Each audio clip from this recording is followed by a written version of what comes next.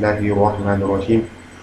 Nous remercions Allah qui, par sa grâce, par sa miséricorde, nous a permis une fois de plus de nous présenter, Inch'Allah, devant vous, les chers fidèles adorateurs d'Allah.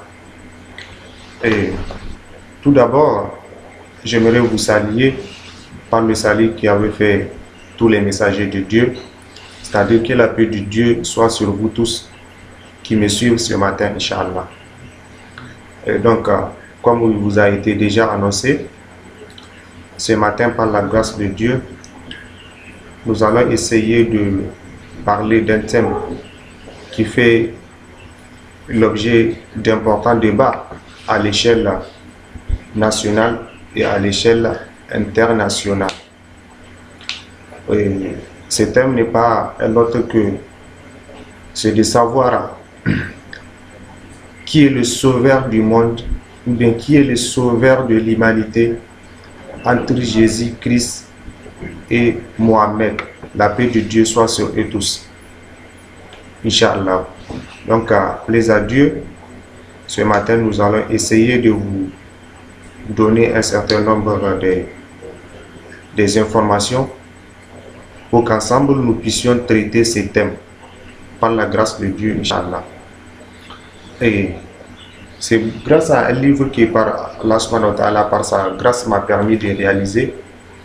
Le livre a pour titre Les réalités de la Bible. Celui dont je détiens dans ma main, c'est le tome 1. Le tome 2 est en cours, Inch'Allah. Et c'est l'un des chapitres du tome 2 que je vais vous présenter ce matin par la grâce de Dieu. Et Inch'Allah, je dis bien, ce sujet a fait l'objet d'importants débats à l'échelle mondiale, c'est-à-dire de savoir qui est le sauveur du monde entre Jésus-Christ, la paix de Dieu soit sur lui, et le prophète Mohammed, la paix de Dieu soit sur lui aussi. Mais cependant, ce sujet continue toujours de laisser une zone d'ombre chez certaines personnes. C'est-à-dire qu'ils n'ont pas encore conclu que le champ de la mission de Jésus ne concerne pas l'humanité entière. Alors, dans ces chapitres, nous tenterons de donner des explications en profondeur le champ de la mission de ces deux grands messagers que je venais de vous citer. Car vous n'êtes pas sans le savoir que les chrétiens disent Jésus est le sauveur du monde. De l'autre côté, les musulmans affirment le contraire, tout en disant que non, c'est Mohammed qui est le sauveur du monde. Donc, étant donné que c'est impossible, la cohabitation des deux sauveurs de l'humanité en même temps et au même moment, nous ne tarderons à dire que l'une de ces informations-là reste à vérifier. Alors, c'est ça la problématique de notre étude. C'est-à-dire, c'est de vérifier ces deux informations-là. Laquelle reste à vérifier et laquelle elle est vraiment celle qui est réelle. Alors, cette étude nous parlera tout d'abord d'un certain nombre de points qui ont fait l'échec de quelques débats. Parce que je venais de vous dire que le sujet là a fait l'importance de nombreux débats à l'échelle internationale.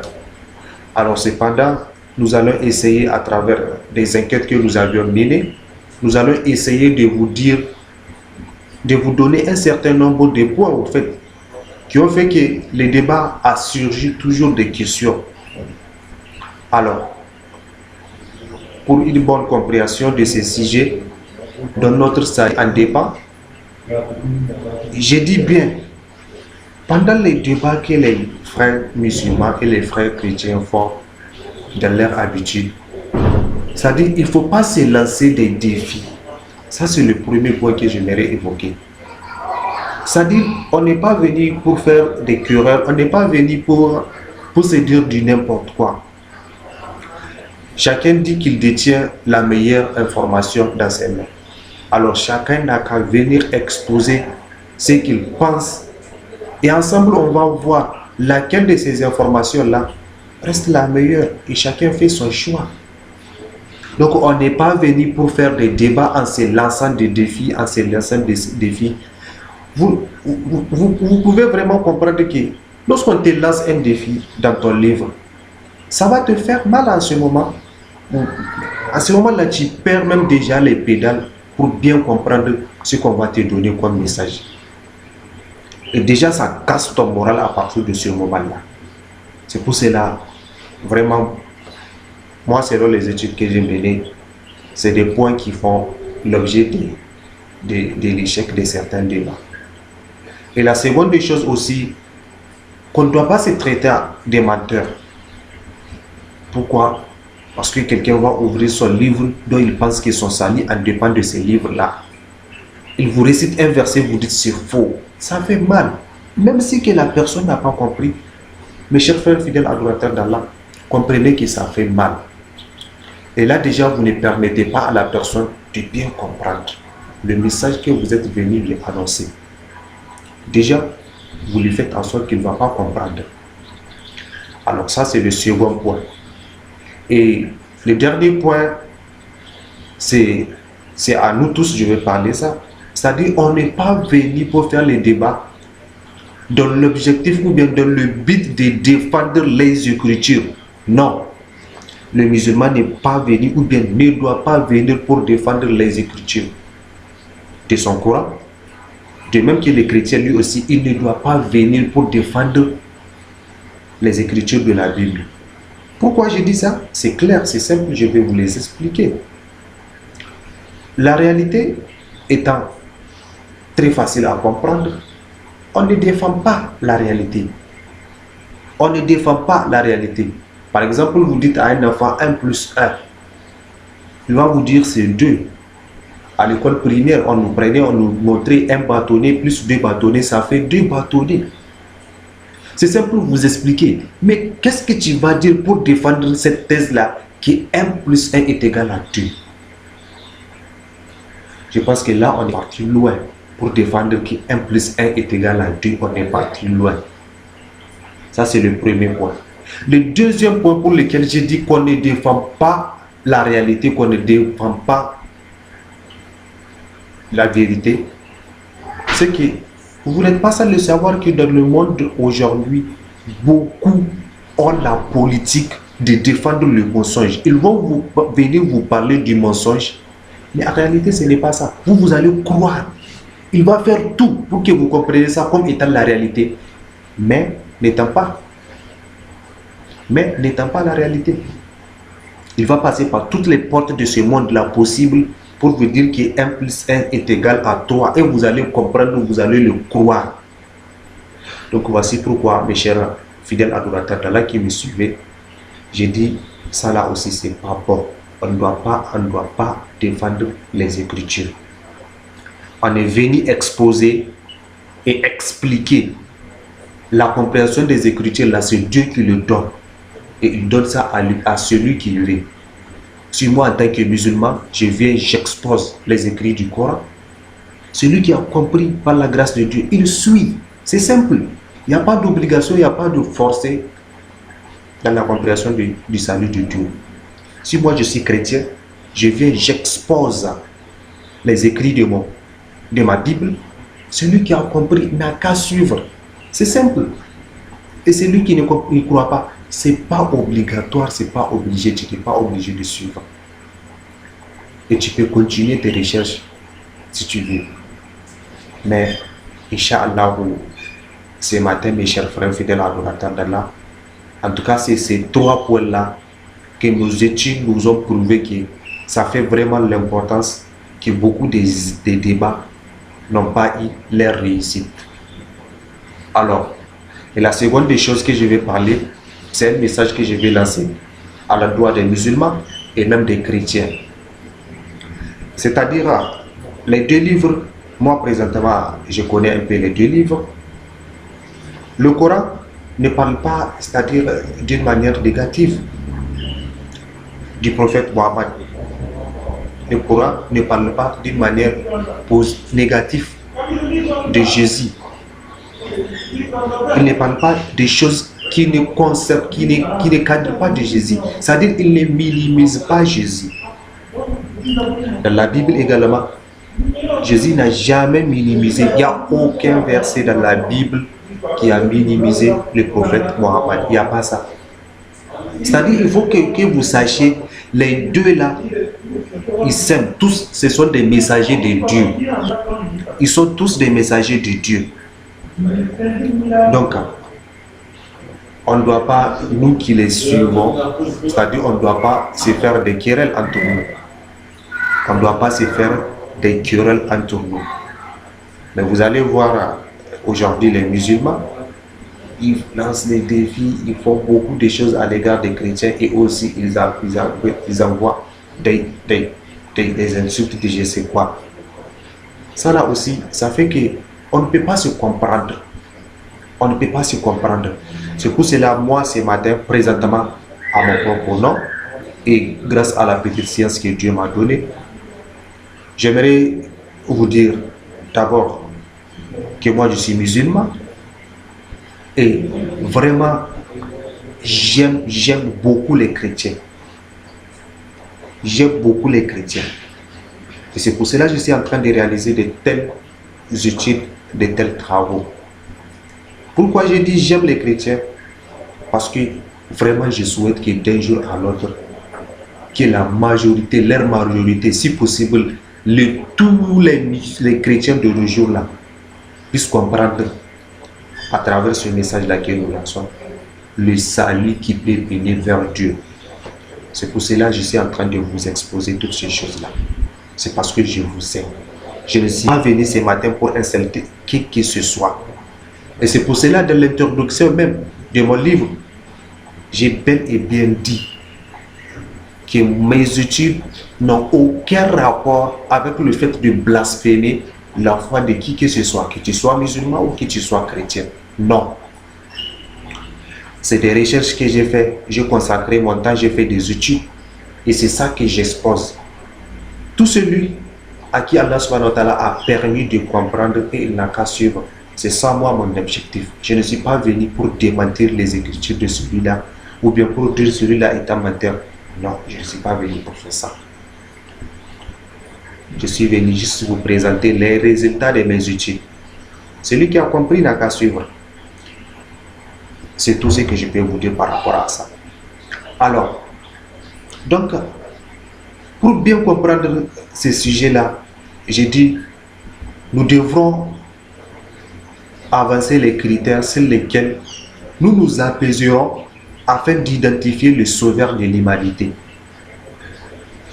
Parce que vous n'êtes pas sans le savoir que de nos jours, je vais vous donner un exemple que tout le monde connaît. Ça n'a pas besoin d'être beaucoup informé. Dans le monde entier, si on veut élire une Miss chez les femmes, ça vous connaissez tous, on n'a pas besoin de beaucoup d'informations. Si on veut élire une Miss dans une localité, il y a d'abord les arbitres, c'est-à-dire ceux-là qui vont juger. Pourquoi ils vont juger? Parce que pour élire la Miss là, on définit un certain nombre de critères. Parce que c'est une sélection massale. L'élection de Miss, c'est une sélection massale. D'abord, on choisit, chacun choisit sa Miss au sein de leur groupe. Et maintenant, ces Miss-là qui seront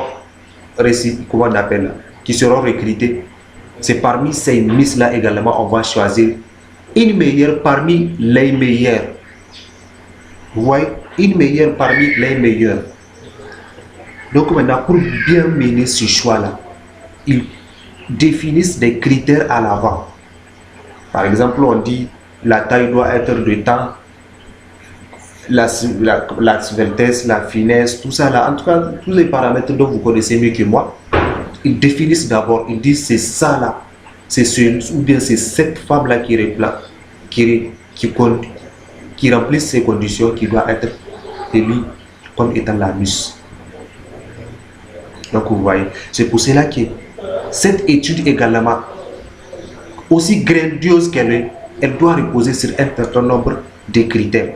En tout cas, si nous voudrions que ça réussisse, si nous voudrions que vraiment que ça réussisse, nous devrons définir des critères.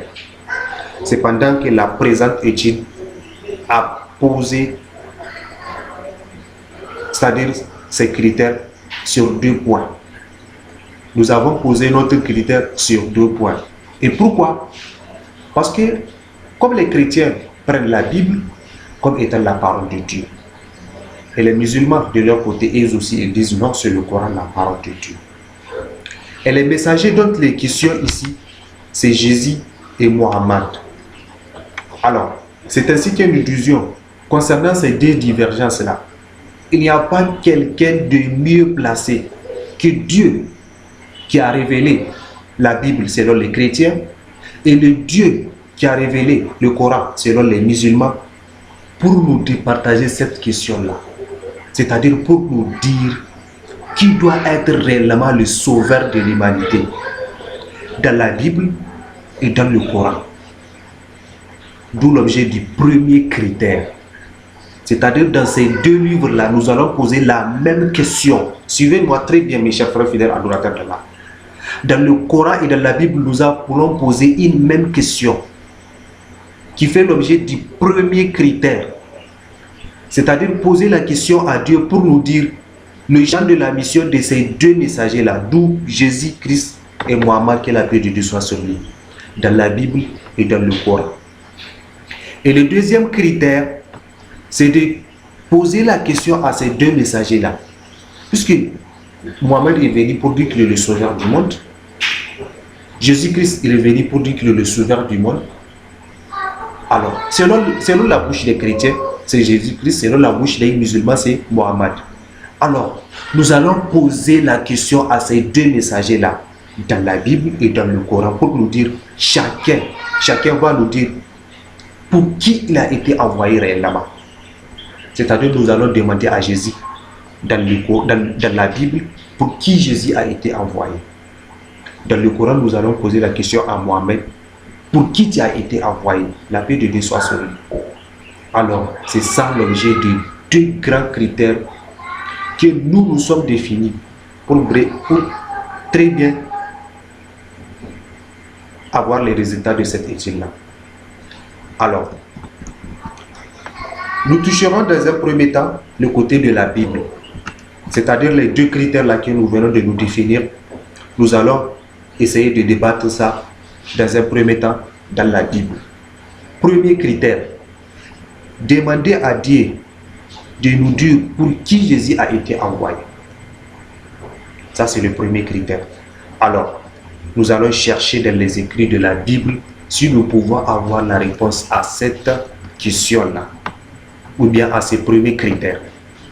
Alors, dans notre étude, nous avons fouillé, nous avons feuilleté la Bible et par la grâce de Dieu, nous sommes tombés sur le livre, sur le chapitre et sur le verset dans lequel Dieu nous donne la réponse de cette question. Il n'y a pas qu'un seul passage, mes chers frères, dans la Bible. Il y a un certain nombre de passages, dont entre autres vous pouvez noter Ézéchiel chapitre 2, verset 1 au verset 5. Je cite, il, c'est-à-dire Dieu, me dit, fils de l'homme, tiens-toi sur tes pieds et je te parlerai. Dès qu'il m'est adressé ces mots, l'Esprit entra en moi et me fit tenir sur mes pieds. Et j'entends celui qui me parlait. Il me dit, fils de l'homme, je t'envoie vers les enfants d'Israël. Il dit quoi? Je t'envoie vers les enfants d'Israël. Je sais que vous m'avez bien suivi. Vers ces peuples rebelles qui se sont remontés contre moi. Eux, leurs pères ont péché contre moi jusqu'au jour même où nous sommes. Ce sont des enfants à la face impudente et au cœur endurci.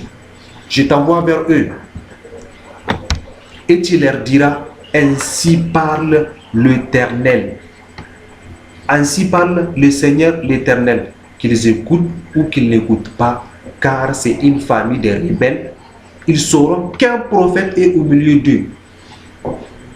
Ça, c'est le premier passage. Ézéchiel chapitre 2, verset 1 au verset 5.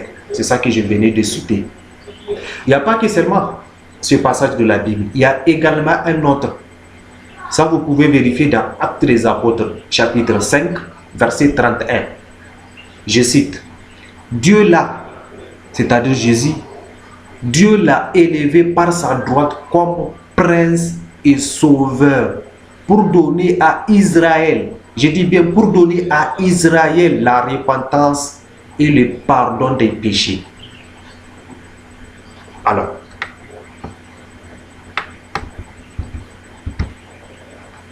pour le premier verset que je venais de citer, c'est-à-dire le verset qui était soutiré du livre de Ézéchiel, il est clair que Dieu affirme qu'il envoie Jésus juste pour les Israélites. Il dit vers les enfants d'Israël. Pour les Israélites seulement. Mais pour le deuxième verset, certains l'interprètent en disant que Dieu ici parle d'Israël d'une manière sous-entendue. C'est-à-dire en réalité que Israël représente tout le monde entier. Hors de la Bible, mes chers frères, suivez-moi très bien, hors de la Bible, il n'y a pas un seul verset clair dans lequel Dieu déclare que Israël veut dire le monde entier. Je dis bien un verset clair dans lequel Dieu déclare que Israël veut dire le monde entier. Mais par contre, nous avions des versets dans lesquels Dieu nous dit que Israël est un pays. Ça, c'est selon notre étude, la présente. Ça, vous pouvez vérifier dans 1 Samuel, chapitre 13, verset 19.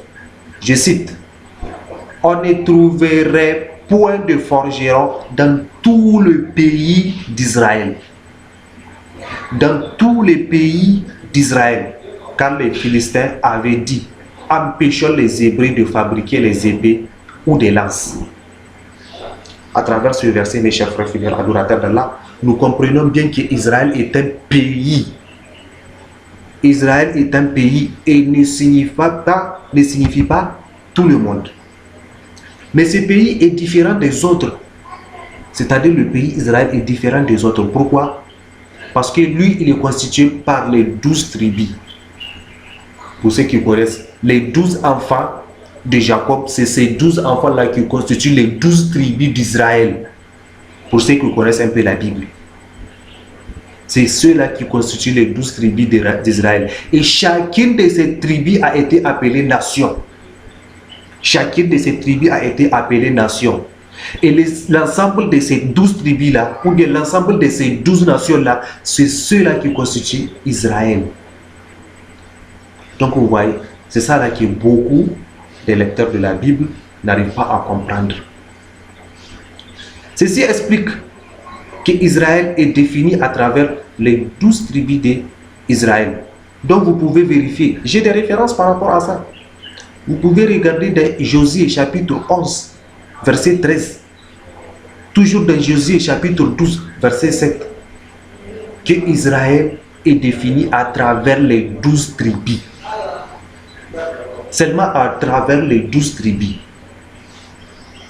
Alors, le problème, c'est que le terme monde qui a été utilisé dans beaucoup de versets que les gens ont trouvés, dont entre autres ceux dont je venais de citer, c'est ce terme, le terme monde là qui trouble beaucoup de lecteurs de la Bible. Excusez-moi. Ça trouble beaucoup. C'est-à-dire beaucoup ne comprennent pas ça. D'abord pour celui qui connaît la Bible. Il sait que le terme monde veut dire trois choses. Donc je ne vais pas revenir là-dessus ce matin. Nous avons déjà parlé de ça. Mais je vais vous dire également, si vous lisez par exemple les écrits de la Bible en hébreu, vous allez très bien comprendre que le terme monde qui a été utilisé en français, le terme monde qui a été utilisé en français ne veut pas dire le monde entier, non. Si je veux parler de ça, beaucoup seront troublés ce matin. C'est pour cela que je ne vais pas évoquer. Mais partez vous-même, faites les recherches, vous allez voir. Mais, pour comprendre le vrai sens du terme monde utilisé dans la Bible, ainsi nous allons donner, ou bien pour qu'il explique que le terme monde veut dire le monde entier, l'humanité entière. Alors c'est ce thème-là, c'est ces versets-là que beaucoup utilisent.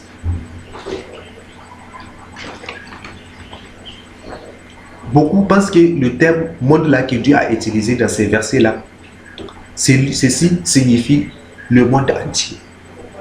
Or, nous allons donner un certain nombre de paraboles.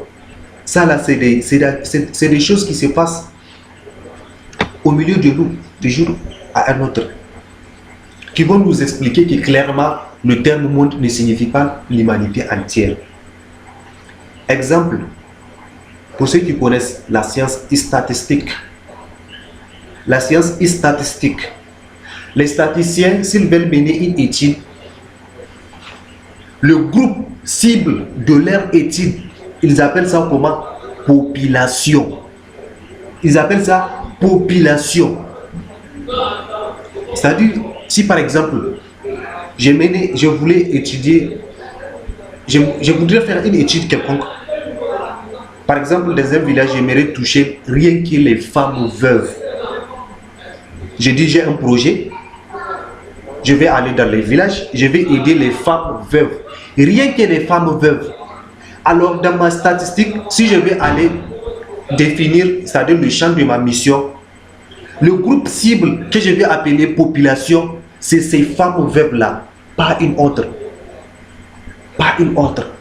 Les femmes mariées ne sont pas concernées. Bien que je suis là dans la localité, je définis par exemple un village X, je pars dans ce village-là. Le groupe cible de mon étude, c'est seulement les femmes veuves de cette localité-là, de ce village X. Ça, c'est le premier critère. Mais en réalité, est-ce que c'est seulement ces femmes-là qui sont concernées? Elles ne sont pas les seules femmes de cette localité. Mais j'ai ciblé que les veuves. C'est ça qui fait la nuance des choses. Les veuves. Alors, durant toute mon étude, je vais dire toutes les femmes. Dans toutes les parties de mon étude, si je dis toutes les femmes, celui qui connaît c'est quoi la statistique, il comprend de quelles femmes je parle. C'est-à-dire celle-là qui me concerne, celle-là qui concerne mon étude. Pas une autre. Ça, c'est le premier exemple. Le deuxième exemple, c'est par exemple à ce qui concerne les réseaux sociaux, les réseaux de communication. Exemple pour ceux qui connaissent MTN, le réseau MTN. Alors, ces réseaux de communication-là, ils utilisent un slogan où ils disent MTN everywhere you go. C'est en anglais leur slogan, mais je vais vous le définir en français. Certains le savent déjà. C'est-à-dire partout où vous allez. Partout où vous allez, vous avez MTN. Mais je sais qu'il y a déjà des pays dans lesquels il n'y a pas MTN. Par exemple, si vous partez au Niger, il n'y a pas MTN. Pourtant, dans leur slogan, ils ont dit everywhere you go. Partout où vous allez. Alors qu'il y a des zones où si vous vous rendez à votre cible avec votre portable MTN, le réseau MTN ne vous permet pas de passer un appel.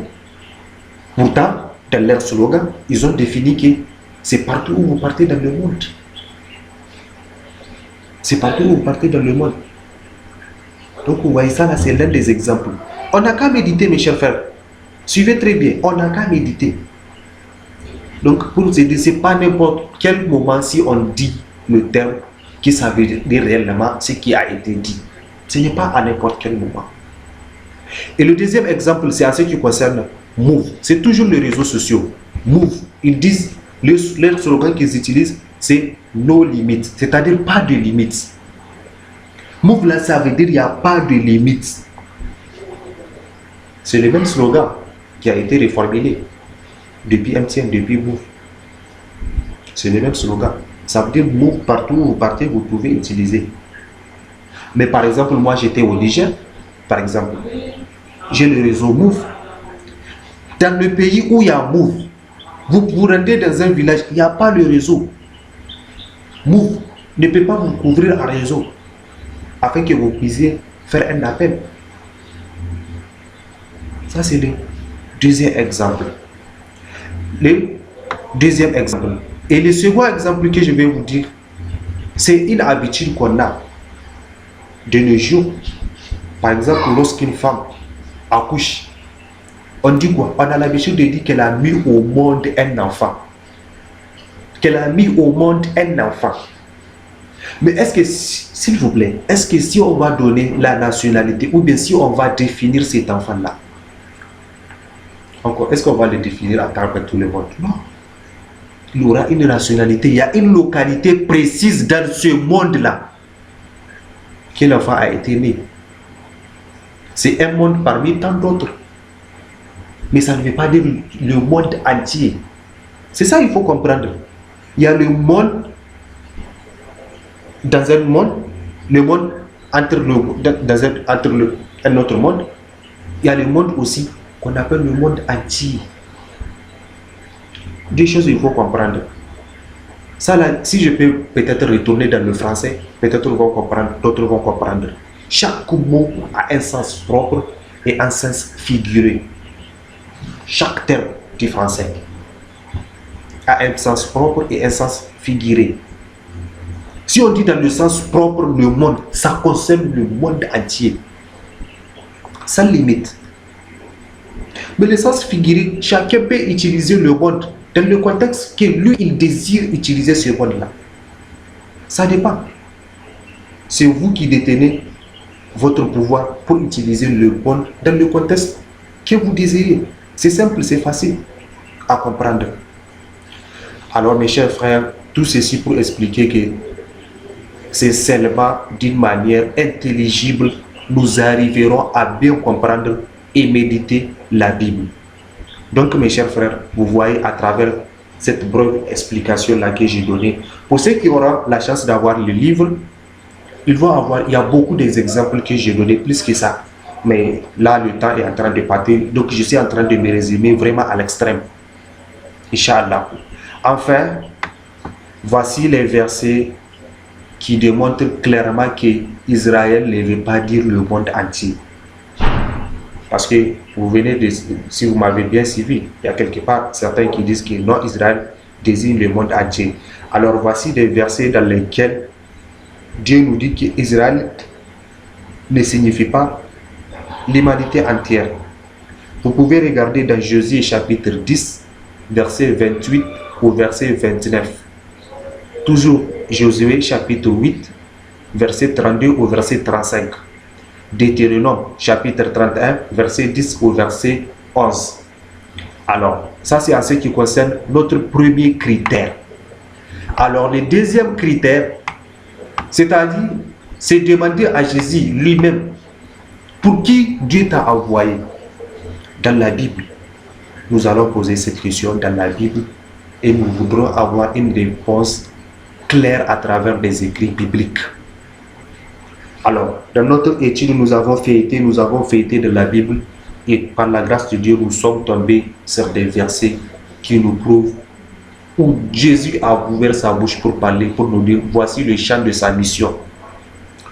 Vous pouvez noter entre autres Matthieu chapitre 15, verset 21 au verset 24. Je cite, Jésus étant parti de là, se retira dans le territoire de Tyr et de Sidon. Et voici une femme cananéenne qui venait de ces contrées. Lui cria, aie pitié de moi, Seigneur, fils de David, ma fille est actuellement tourmentée par le démon. Il ne lui répondit même pas un mot, c'est-à-dire Jésus. Jésus ne lui répondait même pas un seul mot.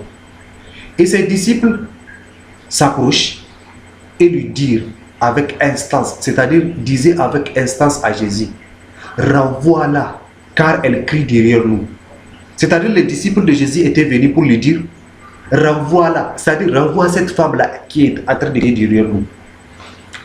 Et vous savez, au 24e verset, Jésus, quand il a ouvert la bouche, voici ce qu'il dit. Il répondit, je n'ai été envoyé qu'aux brebis perdues de la maison d'Israël. De sa propre bouche. Ce verset est clair. Ici, Jésus affirme de sa bouche et de son vivant que le champ de sa mission concerne uniquement Israël. Cependant, Pour expliquer ces versets-là, il y a certains, peut-être si je vais les dire, les chrétiens disent, ah, au finish, Jésus a dit, va, ta foi t'a sauvé. Nous disons, nous sommes d'accord avec ça. Jésus a sauvé la fille de la femme cananéenne. D'accord. Nous sommes d'accord avec ça. Mais ici, nous devrons faire une remarque qui est très importante. Jésus étant sauveur de l'humanité, est-ce que la seule femme dont il est censé sauver parmi les Cananéens, est-ce que Jésus étant sauveur de l'humanité, est-ce que la seule femme qu'il est censé sauver, parce que c'est la seule femme avec qui Jésus a eu d'entretien. Et la deuxième chose à évoquer dans ces versets, c'est-à-dire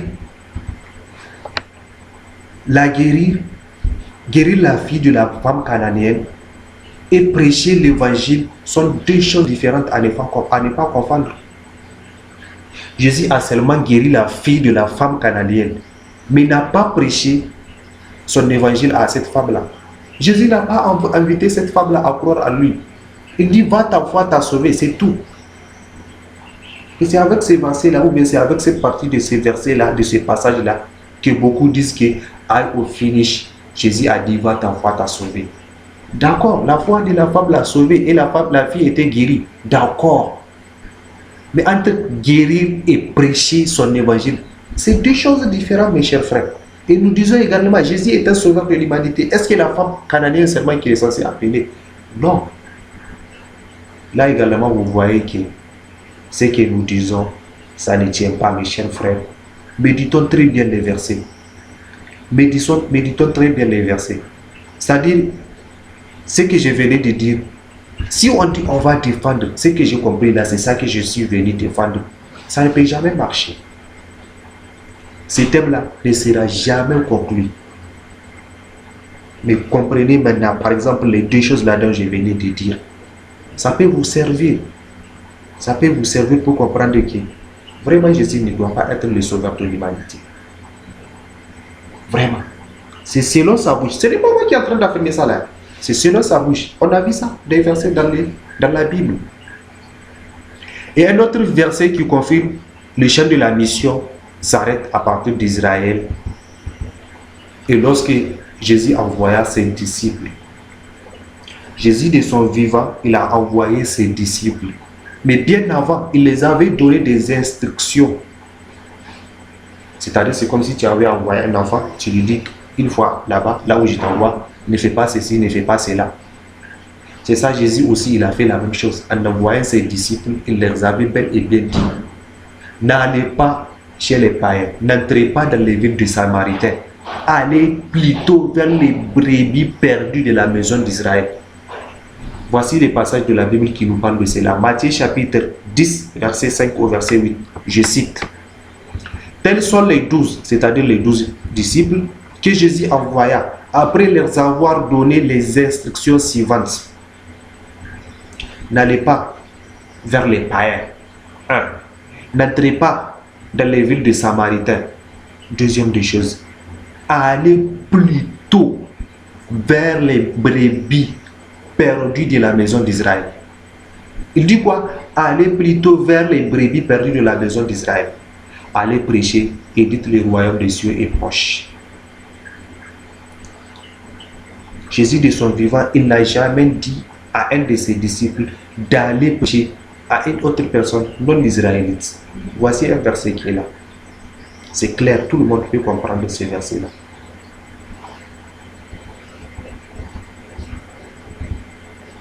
Alors, donc, Jésus les avait dit, allez-y, guérissez les malades, ressuscitez les morts, purifiez les lépreux, chassez les démons, vous avez reçu gratuitement et donné gratuitement. C'est ainsi que nous disons, pour clore cette partie, nous appelons tout celui qui lit ces livres, c'est-à-dire les livres là que je suis en train de vous exposer, de savoir que de son vivant, Jésus n'a jamais appelé à croire à lui une personne non israélite. Une personne non israélite. Ça n'existe pas, mes chers frères, dans la Bible. Il n'y a pas de verset comme ça. Alors, comment peut-il être possible qu'après son départ, c'est-à-dire après le départ de Jésus, que certaines personnalités aient le courage de nous dire que Jésus les avait donné des autorisations ou bien les instructions d'aller prêcher dans les autres pays qu'Israël. C'est simple, mes chers frères fidèles adorateurs. On ne peut pas concevoir ces choses-là. De mon vivant, je n'ai jamais dit cette chose-là. Comment après ma mort ou bien après que Jésus soit retourné dans les cieux, comment quelqu'un peut avoir le courage pour dire que Jésus m'a dit d'aller prêcher dans les autres pays. C'est par exemple le problème avec l'apôtre Paul que je n'aimerais pas évoquer ici. Des débats ont déjà surgi par rapport à ce sujet-là. Donc je n'aimerais pas revenir. Donc je n'aimerais pas vraiment revenir. Donc, mes chers frères, vous qui lisez ces livres-là, nous ne cherchons en aucune circonstance de blasphémer la foi de qui que ce soit. Que vous soyez chrétien, que vous soyez croyant de la Bible, en tout cas, nous, on n'a pas, notre objectif n'est pas de vous blasphémer. N'est pas de venir critiquer les écrits, non. Mais nous exhortons à la méditation. Et une bonne fois de plus, les versets que nous venons de vous citer. Méditez un peu, mes chers frères, c'est ces versets-là. Pour une belle compréhension définitive et pour le choix de notre salut d'une manière définitive. Alors, c'est un peu ce que nous pouvons dire.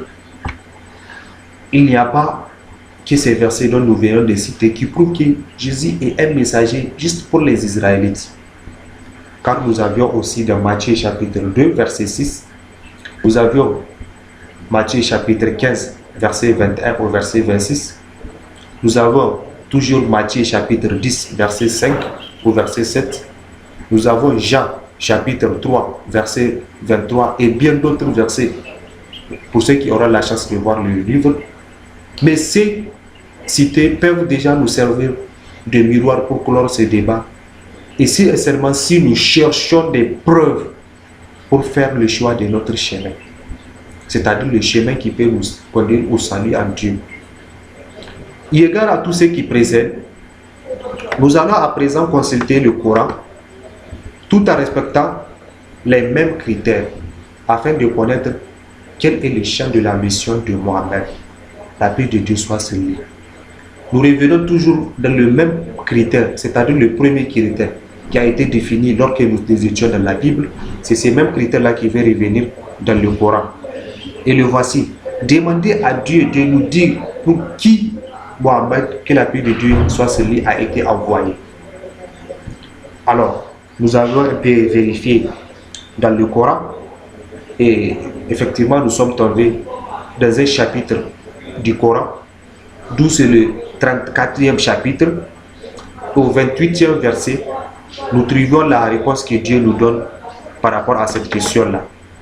Et Dieu nous dit, voici ce que Dieu nous dit, et nous ne t'avons envoyé qu'en tant qu'annonciateur et avertisseur pour toute l'humanité. Mais la plupart des gens ne savent pas. Coran chapitre 34, verset 28. C'est Dieu qui dit, nous ne t'avons envoyé qu'en tant qu'annonciateur et avertisseur pour toute l'humanité, mes chers frères et sœurs. Pour toute l'humanité. Mais la plupart des gens ne savent pas. Il n'y a pas que ces versets, il y a un second. Et là, c'est le chapitre 21, là au verset 107. Voici ce que Dieu dit. Et nous ne t'avons envoyé qu'en miséricorde pour l'univers. Mes chers frères, l'univers est constitué de tous les hommes, des génies et toute autre existence autre que Dieu. Toute autre existence autre que Dieu. Dieu il dit, nous t'avons envoyé, toi le prophète Mohammed, que la paix de Dieu soit sur lui, à toute l'humanité, à tout l'univers. C'est-à-dire ce que nous pouvons comprendre ici dans ce verset-là. Le champ de la mission de Mohammed ne s'arrête pas seulement aux hommes. Est-ce que vous comprenez? Ça ne s'arrête pas seulement aux hommes. Ça continue jusqu'au génie. Et même si les génies ont dit non, ça ne s'arrête pas là-bas, ça continue maintenant à tout l'univers. C'est-à-dire tout ce que Dieu a créé. Toutes choses. Parce qu'on peut citer entre autres dans ces versets-là.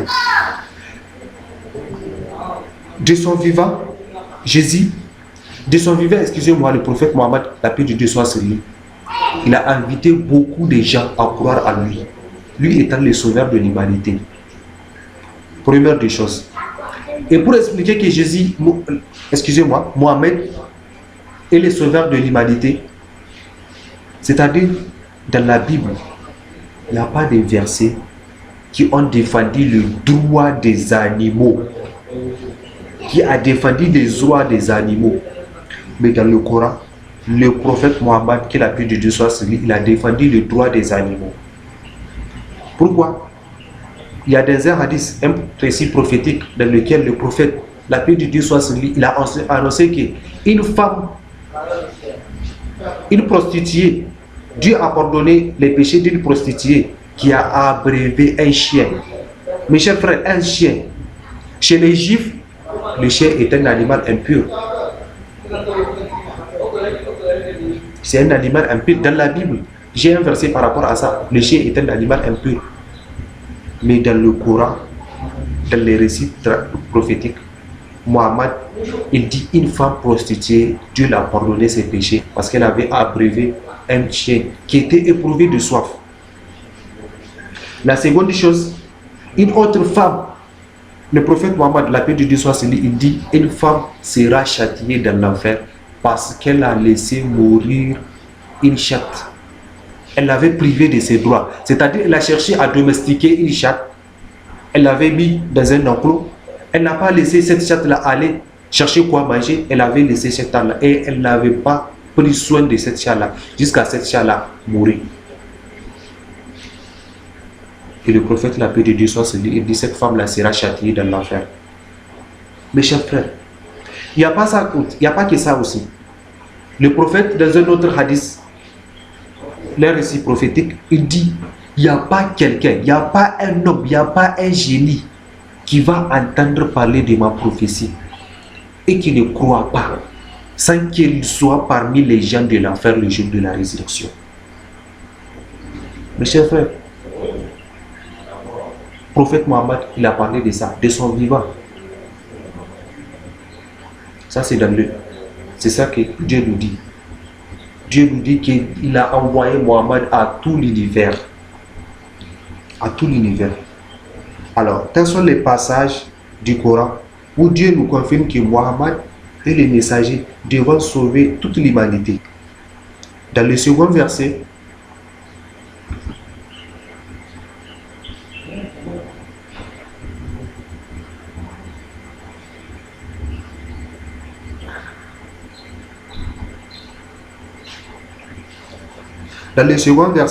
Dieu nous dit que le champ de la mission de Mohammed va au-delà des hommes, concerne les génies, les animaux et toutes les autres créatures d'Allah subhanahu wa ta'ala. Contrairement dans la Bible, Dieu appelle seulement les Israélites de croire à Jésus dans le Coran. Dieu appelle pas uniquement les Arabes, mais aussi les gens du livre, c'est-à-dire les Juifs et les chrétiens, à croire au prophète Mohammed, que la paix de Dieu soit sur lui.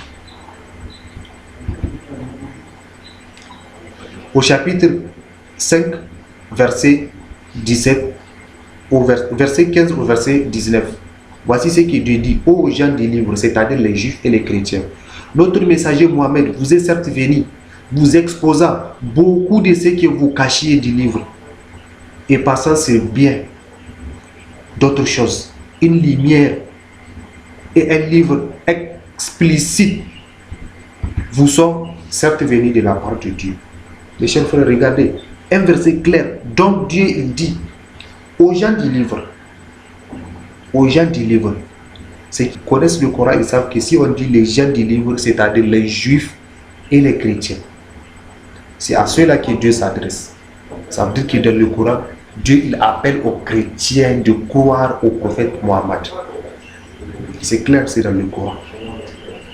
Donc vous voyez, ça c'est notre premier critère qui est sorti ici. C'est notre premier critère qui est sorti ici. Et il n'y a pas que seulement ces versets-là, il y a d'autres aussi que nous pouvons vous sauter, entre autres.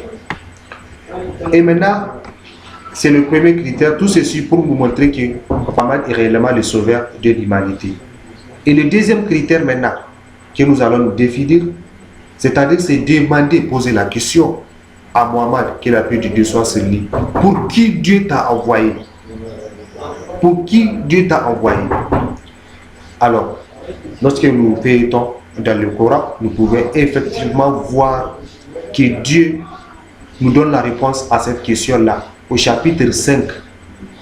Au chapitre 7, excusez-moi, là au verset 552. Au verset 552. Aux hommes, ça c'est Mohammed qui parle, il dit aux hommes, je suis pour vous tous les messagers qu'Allah, à qui appartient la royauté des cieux et de la terre. Pas de divinité à part lui. Il donne la vie et donne la mort. Croyez donc en Allah, c'est-à-dire Dieu, et à son messager qui est moi. Le prophète illettré qui croit à Allah et à ses paroles. Et suivez-les afin que vous soyez bien guidés. Là, vous voyez, mes chers frères, Mohammed de son vivant, il parle. Voici un écrit, un verset du Coran clair. Donc, Mohammed, il parle à tous les gens. Il dit à tous les hommes. Il ne fait pas d'exception, il ne dit pas seulement les Arabes. Il n'a pas fait d'exception, il dit tous les hommes. Et c'est ce hadith-là que je venais de dire. Il dit, il n'y a pas un seul homme qui va entendre parler de moi et qu'il ne croit pas à moi, sans qu'il ne soit parmi les gens de l'enfer le jour de la résurrection. Ça, c'est la parole de Mohammed, de son vivant. Il a bien et bien dit ça. Alors.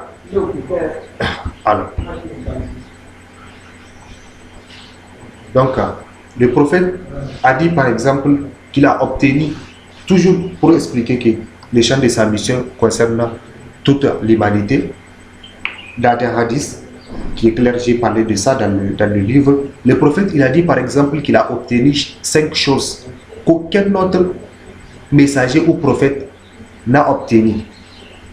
Le hadith a été rapporté par Jabir ibn Abdullah, qu'Allah l'agrée, rapporte en effet que le prophète, paix, bénédiction et le salut de Dieu soit sur lui, a dit: il m'a secouru grâce à une terreur qu'il jette dans le cœur de l'ennemi à 1 mois de marche. Ça, c'est la première des choses. La deuxième des choses, il dit: Allah m'a rendu pour moi et ma communauté la terre entière comme lieu de prière et un moyen de purification, c'est-à-dire tayammum ou bien la bénédiction pulvérale. Par conséquent, pour quiconque de ma communauté, quand il arrive l'heure de la prière, qu'il prie là où il se trouve. Ça, c'est la deuxième des choses. La troisième des choses, il dit: Allah m'a rendu le bitan halal. Allah m'a rendu le bitan halal, c'est-à-dire licite et légal, alors qu'il n'était rendu à personne avant moi. Ça, c'est la troisième des choses. Et la quatrième des choses, il dit: Allah m'a accordé le privilège de la grande intercession le jour de la résurrection. Et le cinquième et dernier critère, il dit: chaque prophète était envoyé spécifiquement à un peuple, spécifiquement à son peuple, tandis que moi, je suis envoyé pour toute l'humanité. Pour toute l'humanité. Ça, c'est le hadith qui a été authentifié dans le Sahih al-Bukhari et c'est le hadith numéro 335. Vous pouvez le vérifier. Alors, au 49e verset, Dieu dit aux hommes: je suis pour vous en vérité qu'un avertisseur explicite. Là également, il dit aux hommes. Il ne fait pas d'expression, il dit aux hommes. C'est-à-dire, dès que tu entends, dès que de tes oreilles tu entends parler de Mohammed, tu dois croire. C'est pour cela qu'il dit seulement les hommes, les hommes, les hommes, les hommes. Ya ayyuhan nas, ya ayyuhan nas, ya ayyuhan nas. En toute simplicité, mes chers frères, nous venons de démontrer avec des preuves concrètes le sauveur de l'humanité est Mohammed, la paix de Dieu soit sur lui, tout en respectant les critères que nous nous sommes définis dès au départ de cette étude. Dès au départ, de cette étude. C'est ainsi que nous appelons tous les lecteurs de ces livres d'ouvrir leur cœur, et de bien méditer ce que nous venons d'exposer. Et de bien méditer ce que nous venons d'exposer avant de faire enfin leur choix. Et mes chers frères fidèles adorateurs d'Allah, c'est ainsi que nous sommes à la fin de notre étude là.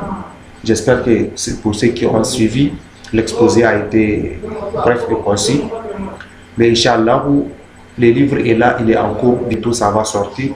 Pour ceux qui auront besoin de ça, vous pouvez me consulter. Et bon, j'avais fait l'erreur de me présenter depuis le début. Et bien c'est pas grave, je peux le faire tout de suite maintenant. Donc, quant à moi, mon nom c'est Abdel Nasser Boubacar. Abdel Nasser Boubacar, je suis de nationalité nigérienne. Et je suis musulman. Cependant, j'ai fait mes études en ce qui concerne le Coran. Et grâce à ça, je suis arrivé maintenant à un stade que j'ai fait des recherches, j'ai fait des études, j'ai fait des enquêtes pour faire la comparaison entre les deux doctrines, c'est-à-dire entre la religion de l'islam et le christianisme. Et grâce à ça, je produis beaucoup de livres. Donc, peut-être pour ceux qui seront concernés, pour ceux qui seront intéressés par ces livres-là, actuellement, je suis étudiant à Cotonou au Bénin, dans une université panafricaine. Donc, vous pouvez prendre mon contact, c'est le 00229 61 44 02 12. Donc, vous pouvez me contacter si vous avez besoin de ces livres-là. Il n'y a pas de problème. On va voir dans la mesure duquel vous les aurez, Inch'Allah. Et donc, comme j'avais dit que je suis de nationalité nigérienne, il arrive qu'à la fin de mes études, je retourne dans mon pays respectif. Et là, si je retourne dans mon pays respectif, là, vous pouvez m'appeler là sur le numéro 00227 97 09 69 41. Inch'Allah, mes chers frères fidèles adorateurs d'Allah, même en cette conclusion-là, je vais rappeler aux autres qui ont bien suivi cet exposé que l'objectif de mes études n'a aucun rapport avec le fait de blasphémer la foi de qui que ce soit, que vous soyez musulman ou que vous soyez chrétien. Donc moi, c'est juste des appels que j'ai fait. Si Allah subhanahu wa ta'ala, par sa grâce, il a fait en sorte que vous compreniez, alors c'est ça vraiment l'essentiel, que vous compreniez. Et j'ai fait de nombreux débats en ce qui concerne ces thèmes-là. Et Inch'Allah, je continue aussi que Dieu me le permet de le faire. Inch'Allah, je vais vous laisser sous la paix de Allah subhanahu wa ta'ala. C'est ainsi que je vous dis. Subhanakallahumma wa bihamdik. Ashhadu an la ilaha illa anta. Astaghfiruka wa atubu ilayk. Wassalamu alaikum wa rahmatullahi wa barakatuh. Et à bientôt, Inch'Allah.